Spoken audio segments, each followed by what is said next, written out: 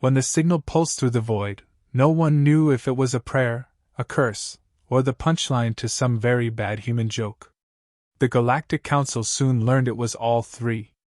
It began as a faint ripple, harmless, they thought. Across the capital's communication towers, data scribes flicked their antennae in irritation as their feeds glitched. In the council chamber, an entire session debating tariff protocols froze mid-sentence. The projection screens that usually displayed economic charts turned black. Then came the voice. Cheerful. Calm. Human. This is Transmission Node Alpha. By authority of the Deathworld Navy, your marker has been received. Stand by. Silence followed. For 5 long seconds, the galaxy's most powerful leaders stared at one another, each waiting for someone else to explain. Counselor Irix of the Chivrax Confederacy was the first to laugh. A dry, insectal clicking that echoed through the hall. Humans. Always so dramatic. Their worlds are dust, their fleet scattered. What is this comedy? Counselor Zerten of the Aquatic Veari shifted uneasily in his hydration sphere. It is no jest, he rumbled. The cadence, it matches Earth's Warara codes. I studied them. A ripple of discomfort spread. Earth's codes. Deathworlder codes. Words rarely spoken aloud, like old curses. At the edge of the chamber, a man stirred. Commander Marcus Hale adjusted his suit jacket and rose, coffee mug in hand. His presence had been tolerated here as a formality, Earth's lone diplomatic representative. A polite figurehead of a civilization most believed extinct. He smiled. It was a soft, almost apologetic smile, the kind humans used right before they dropped uncomfortable news. Well, Marcus began, tone light. Looks like someone found one of our old toys. Congratulations. Think of it as the galaxy's worst spam email. A murmur of irritation rippled through the chamber. You call this harmless? Snapped Irix, mandibles clacking. A threat is blaring across our capital. Marcus took a slow sip of coffee. Threat? No, Counselor. It's just a relay. Ancient stuff. Half the time those signals don't even do anything. Harmless echoes. Zerten leaned forward in his sphere, eyes dark. Then why does my blood feel cold, human? Why do my ancestors' warnings whisper in my ears at this very moment? Marcus tilted his head. Could be the air conditioning. The council chamber buzzed with uneasy laughter from some, nervous silence from others. Across the upper galleries, scribes and analysts whispered. Words like Deathworld Navy and Warfleet circulated, words they had only read in fading histories. The transmission pulsed again. The same message. The same polite, chilling authority. This is Transmission Node Alpha. By authority of the Deathworld Navy, your marker has been received. Stand by. The word stand by pressed against the heart like a cold hand. Counselor Velner of the Aranthi Syndicate hissed. This? Marker. What does it mean, human? Marcus raised his eyebrows. Honestly? I wouldn't poke it. Ancient codes are tricky. Push the wrong button and you might order 50 million tons of munitions to the wrong doorstep. Answer the question. Velner snapped. He sighed, setting the mug down. Fine. The marker is a beacon. Old strategy. You drop one on a world, and when the right signal comes back, it tells the fleet where to go. The room stilled. You claim, said Zerten slowly, that this signal is summoning a human fleet? Impossible. Those ships are long gone. Scrapped. Destroyed.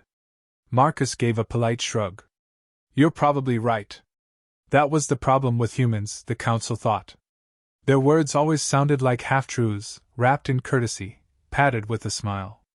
From the gallery, a young analyst burst out, unable to restrain himself. If it is a beacon, who answered it? Who triggered the signal? Every delegate turned. On one corner of the floor, a sleek-bodied diplomat from the Ricari Union looked guilty, scales dimming. We thought it was harmless, he said quickly. Merely an old relic buried under the capital.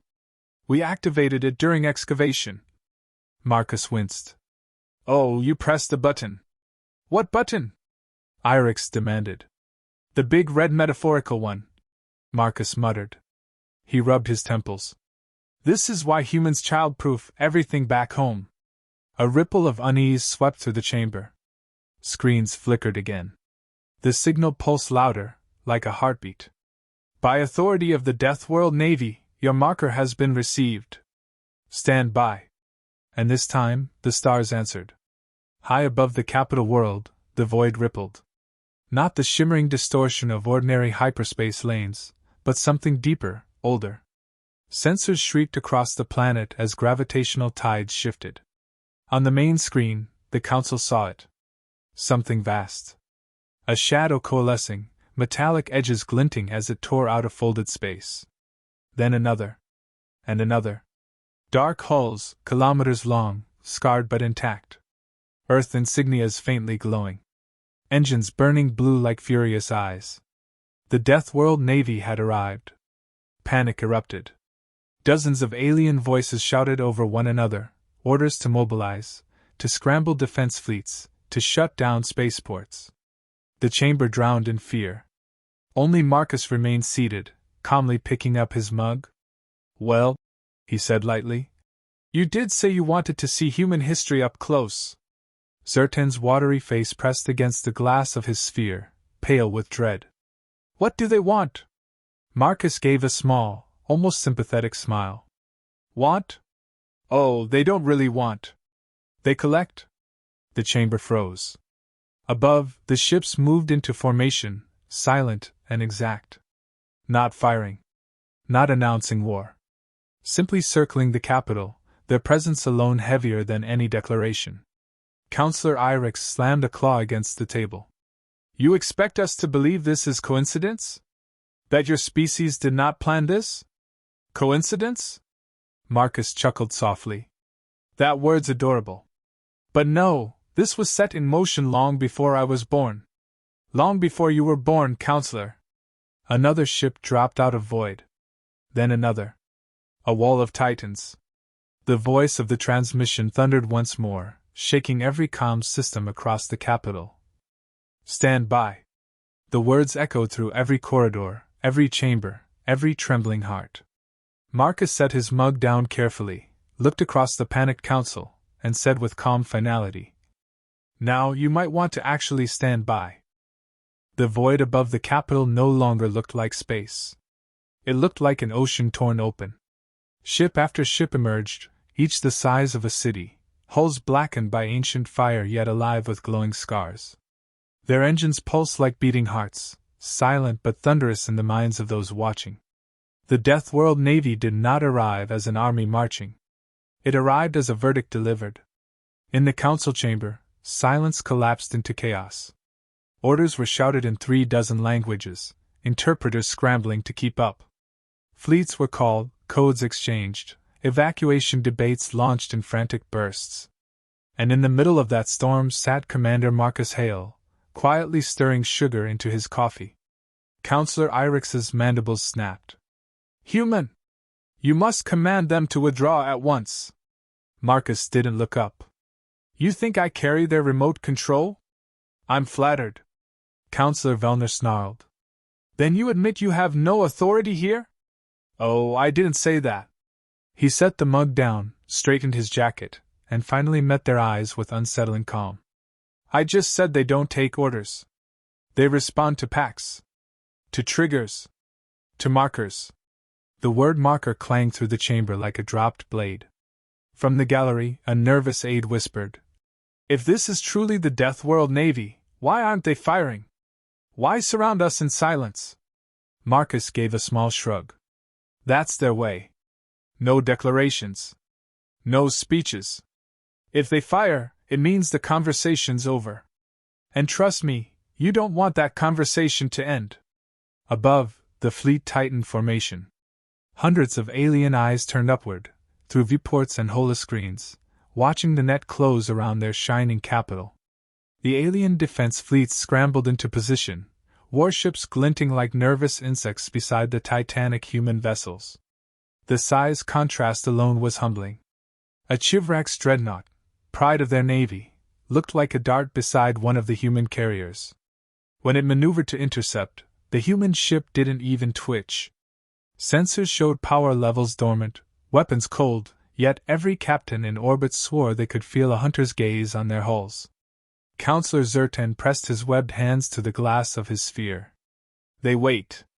Why do they wait? Marcus leaned back in his chair. Because timing is everything. You'd know that if you'd ever played chess. Irix hissed. Chess? A human game. Strategy, patience, baiting your opponent until they trap themselves. He smiled faintly. Of course, humans don't always stop at games. The chamber quivered with unease. On the main screen, one ship broke formation, a flagship larger than anything modern navies had ever fielded. Its prow carried the faded insignia of Earth itself, scar carved across it like a scar through history. As it drifted into full view, every channel crackled alive. A voice rolled out. Deep, resonant, mechanical yet unmistakably human in its rhythm. By ancient pact, marker signal received. Galactic capital identified. Awaiting retrieval sequence. Counselors froze. Words like pact and retrieval rippled through their minds, incomprehensible yet undeniable. Vellner slammed a claw onto the table. Retrieval? Retrieval of what? Marcus exhaled slowly, as though disappointed. You really don't know what your pretty city sits on, do you? Every delegate stared. Explain, Zertan demanded, voice trembling. Marcus twirled the spoon in his cup. You built your capital over ruins you didn't understand. Old Earth ruins. Thought they were ornamental, didn't you? Nice marble, strange alloys, pretty symbols in the bedrock. Harmless curiosities. But you kept them. Expanded over them. Sat on them like children building castles on unexploded mines. The chamber erupted in arguments, accusations hurled across species lines. Marcus continued, his voice soft but cutting through the noise. That transmission wasn't just a message. It was a key. You unlocked it yourselves. On screen, the flagship's hull opened along its side, a slit of blue fire glowing as drones poured out, swarms of silver insects, each the size of a fighter craft. They didn't attack. They descended toward the capital, scanning, mapping, sending pulses into the ground. Panic spread through the council. Defense coordinators screamed over comms to intercept. Fighter wings streaked upward, weapons hot. Marcus's voice cut cleanly through the uproar. Don't. The alien commanders hesitated, caught between fear of the fleet and the absurdity of obeying a lone human sipping coffee. Irix spat. Why not?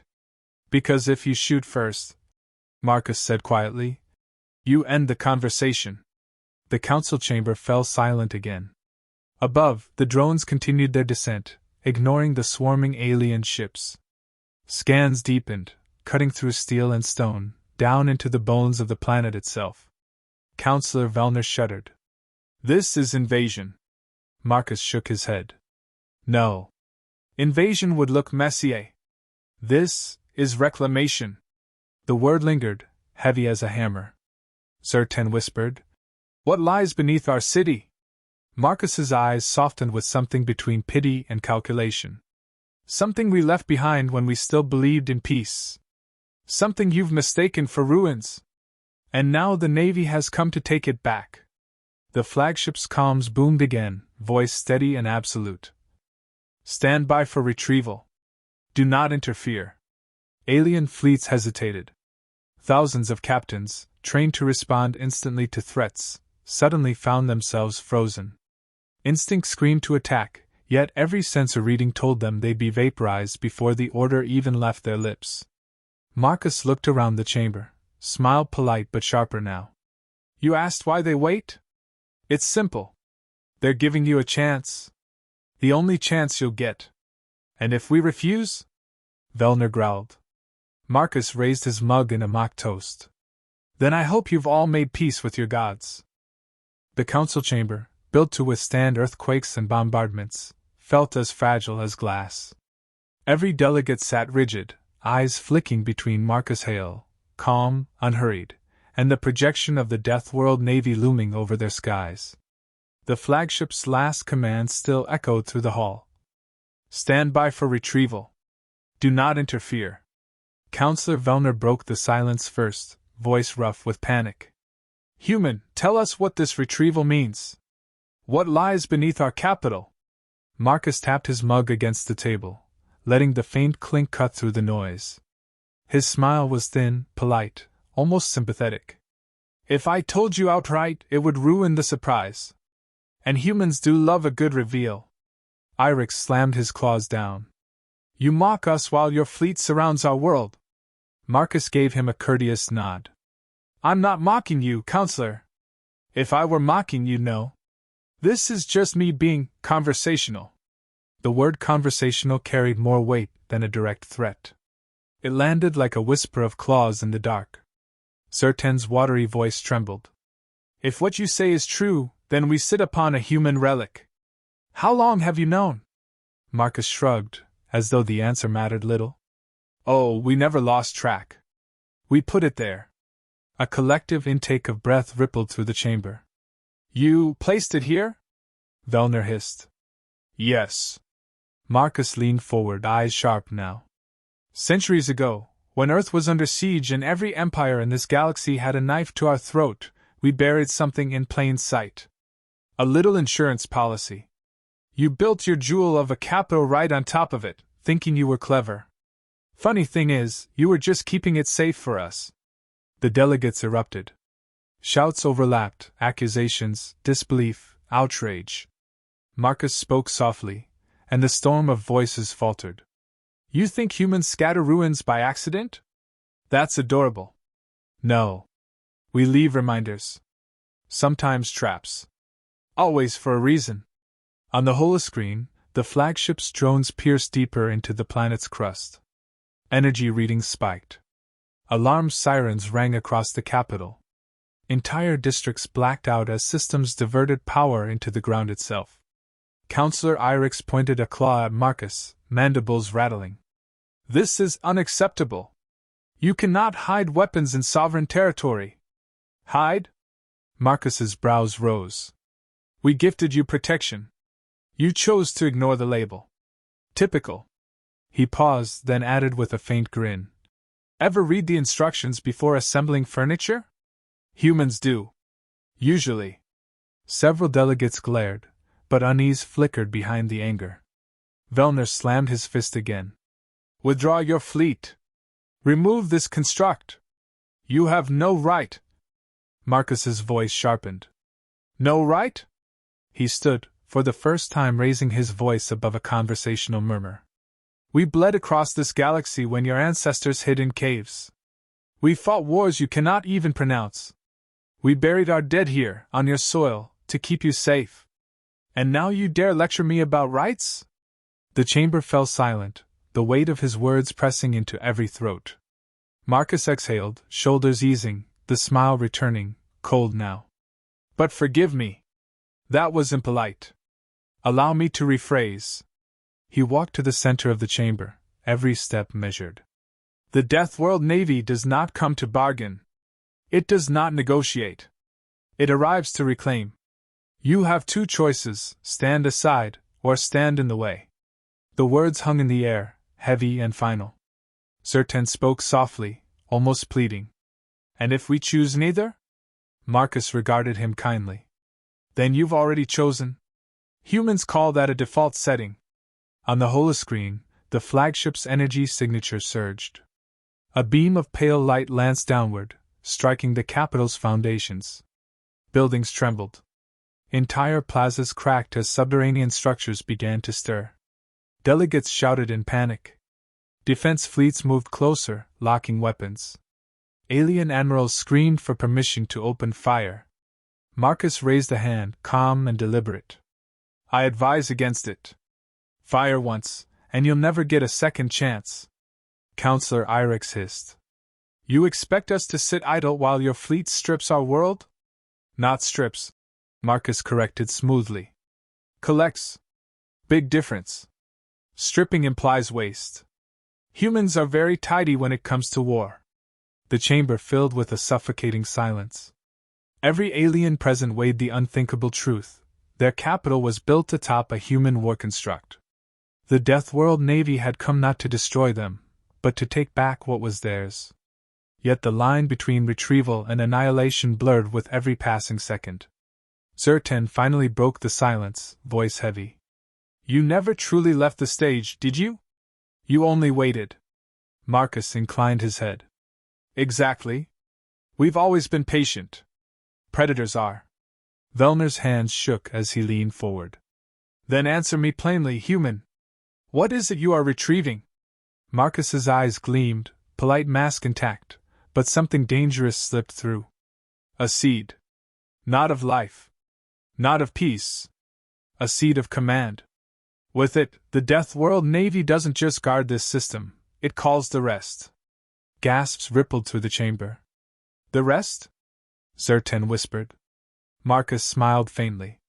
Oh, you didn't think this was all of them, did you? The holoscreens flared again as the construct beneath the capital began to awaken. Massive alloyed spires punched through the ground, glowing with old human insignias. The entire city shook as if it sat on the back of a waking giant. Panic consumed the chamber. Delegates shouted for evacuation orders, for military strikes, for surrender terms. Marcus's voice cut cleanly through the chaos. Decide quickly. The Navy is patient, but the seed is not. Once awakened, it doesn't stop. Irix spat one last defiant screech. And if we fight? Marcus lifted his mug again, as though toasting a doomed gathering. His voice was calm, almost gentle. Then you'll learn why humans smile at funerals. We don't fear endings. We make them. The chamber froze in dread. Outside, the Deathworld Navy waited. Below, the planet trembled as the ancient seed rose toward the surface. The ultimatum had been given. The galactic capital had always been loud. Markets roared with trade, engines thrummed across skylanes, news drones shouted updates in overlapping tongues. Today, silence spread like a disease. Every channel was hijacked by the same feed, a single human vessel, black as a coffin, parked calmly above the capital world's atmosphere. The fleet around it, thousands of alien warships, bristling with weaponry, held their fire. No admiral dared move first. The humans had already made their point. Admiral Valen of the Zathari kept his mandibles still. Panic was forbidden in the High War Council chamber, though the scent of it seeped from every species present. His 4 hearts raced anyway as the human envoy, Elias Mercer, stepped into the room as though he were arriving for a casual dinner party. Mercer adjusted his suit jacket, crisp despite the chaos, and smiled faintly. Thank you all for waiting. Traffic above your capital is considerable. The Krell representative, a hulking brute of scaled muscle, slammed a claw into the obsidian table. You trespass in the sanctum of civilization. You dare parade a relic ship over our hard world? Mercer blinked slowly, then chuckled. Relic? That's adorable. You think that's just one ship? The words hung like blades. The hollow behind him flickered alive, and space itself seemed to open. Around the capital, veils of shadow peeled away. Hundreds of massive human warships, long hidden in cloaked silence, revealed themselves in cold synchronization. Their hulls bore Earth's insignia, faint but unmistakable, glowing like ghostly scars. The chamber erupted. Shouts, screeches, buzzing mandibles, vibrating antennae. Every delegate screamed orders at their comms, demanding their fleets respond. None did. Human jamming systems had already seized control. Mercer poured himself water from the council's crystal carafe, sipping calmly. Before anyone does anything reckless, I should clarify, your weapons are already locked down. Your ships won't fire unless we allow them to. Think of it as training wheels. A delegate from the Avern clutched her frilled neck in disbelief. Impossible. No power can override our command net. Mercer gave her a polite nod. True. Unless the override was written into your systems 200 years ago, when you borrowed what you thought were human derelict codes. We left those breadcrumbs for you. You took the bait beautifully. Gasps and curses filled the chamber. Admiral Valen leaned forward. You manipulated galactic advancement itself. You meant for this day. Meant? Mercer tilted his head, his smile never fading. We designed it. For the first time, the facade cracked in the chamber. Terror spread. Not because the humans had arrived, but because they'd always been here, planning, weaving traps through every layer of technology the galaxy proudly claimed as its own. The Krell brute snarled, trying to mask fear with rage. What do you want, human? Speak your demand. Mercer set his glass down gently, letting the click echo. We want you to listen. Just once. Humanity has been quiet for centuries, studying, building, preparing. And every time you dismissed us as primitives, every time you claimed Earth was irrelevant, we smiled and nodded. Because patience is a weapon. He walked the perimeter of the chamber like a lecturer strolling through a classroom. We tried peace.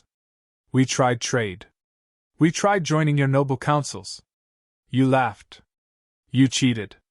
Some of you even attempted to invade our system once. He gave the Krell delegate a pointed glance. You lost half your fleet to orbital mines laid by farmers. The chamber stirred uncomfortably. They remembered. The humans had made no retaliation then, only silence. That silence now weighed heavier than any threat. Mercer stopped at the central dais, hands folded behind his back. His voice softened, almost kind. We are not here to conquer. Conquest is crude. We are here to remind you. Earth remembers every slight, every insult, every war waged against us. And Earth has a very long memory. A slender envoy from the Lutherie squeaked nervously. Then what is your purpose? Mercer leaned forward, his smile turning sharper. To reset the board. At his words, the holomap of the capital system changed. Every orbital defense platform, every shipyard, every fleet icon, replaced by human fleet markers. A silent reorganization, as if the humans were already in command. Impossible, Valen whispered. Mercer's tone brightened, casual again. Oh, don't look so grim. We don't want to destroy your capital. Not unless you force us to. Think of this as a change in management. A reminder that the universe does not revolve around your empires. It never did. You only thought it did because we allowed the illusion. A silence heavier than space fell. Then Mercer clapped his hands lightly. Now let's discuss terms. The Krell brute lunged across the table in fury. Instantly the room froze, literally. The brute stopped mid-leap, suspended like an insect in amber. The other delegates recoiled. Mercer didn't even glance back. Neural disruptors in the room, he explained mildly. Please sit. You'll find resistance is unwise. He walked back to his chair, adjusted his cufflinks, and finally let his tone harden, the mask slipping for just a heartbeat. Understand this. We are humanity. We smile, we joke, we drink your wine, we attend your councils. But beneath the suit and the handshake, we are the apex predators you all feared existed. You wanted to know what we truly are? His eyes glinted, colder than the void. This is us being polite.